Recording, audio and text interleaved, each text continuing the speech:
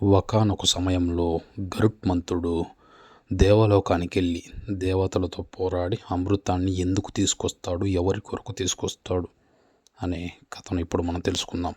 ప్రాచీన కాలంలో మహాతపస్వి అయినటువంటి కశ్యప మహర్షి అయితే ఉండేవాడు.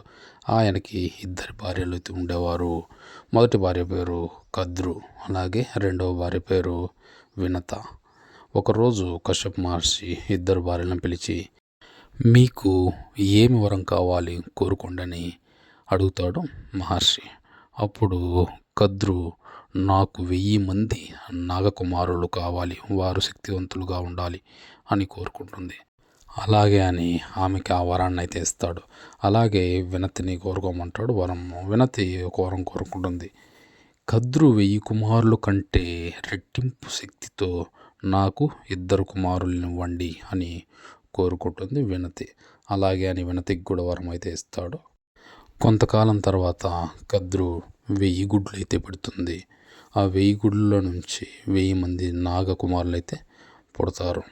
అలాగే కొంతకాలం తర్వాత 2 గుడ్లను అయితే పెడుతుంది వినతి.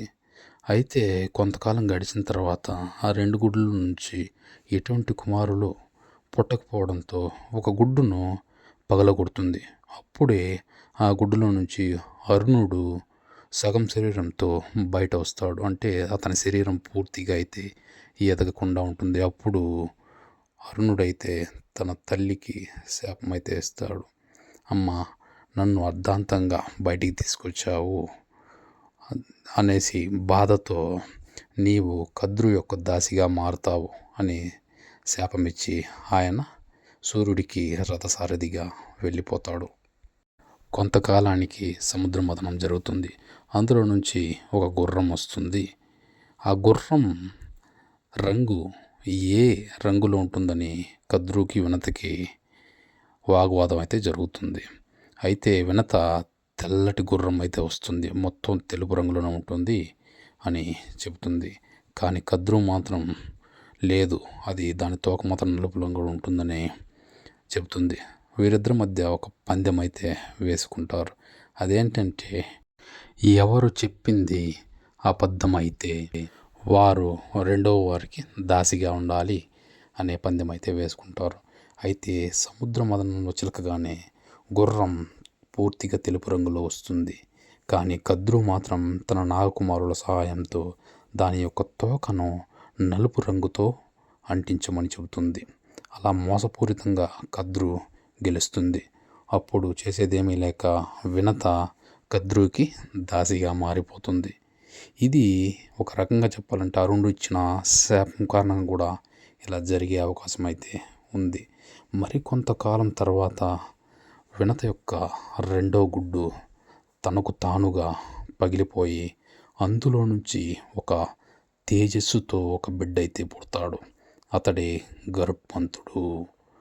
ఆయన పుట్టుకతో దేవతలంతా కూడా భయంతో ఉంటారు. అయితే ఆయన పుట్టగానే తన తల్లి పరిస్థితి తెలుసుకున్నటువంటి గరుత్మంతుడు, అమ్మ, ఈ దాసి బానిసత్వం నుంచి నేను విడిపిస్తానని ప్రతిజ్ఞ అయితే చేస్తాడు. ప్రతిజ్ఞ చేసి గరుత్మంతుడు కద్రు కుమారులైనటువంటి నాగుల దగ్గరికి అయితే వెళ్తాడు. అక్కడికి వెళ్ళి, నా తల్లిని ఈ బానిసత్వం నుంచి మీరు విడవాలంటే నేనేం చేయాలి అని అడుగుతాడు. నాగులందరూ కలిసి, నీవు వెళ్ళి స్వర్గానికి మాకు అమృతం తీసుకొని వస్తే మీ తల్లిని విడిపిస్తాము అని చెబుతాడు. అంతే. అప్పుడే గరుత్మంతుడు దేవలోకానికి వెళ్ళి అక్కడున్నటువంటి దేవతలను ఎదుర్కొని వారితో యుద్ధం చేసి అక్కడ అమృతాన్ని తీసుకొచ్చి నాగులకిచ్చి తన తల్లిని విడిపించుకుంటాడు. అదే సమయంలో గరుత్మంతుడు నాగులకు శత్రువు అవుతాడు. ఈ స్టోరీ మీకు నచ్చినట్లయితే మన వీడియోకు ఒక లైక్ చేయండి.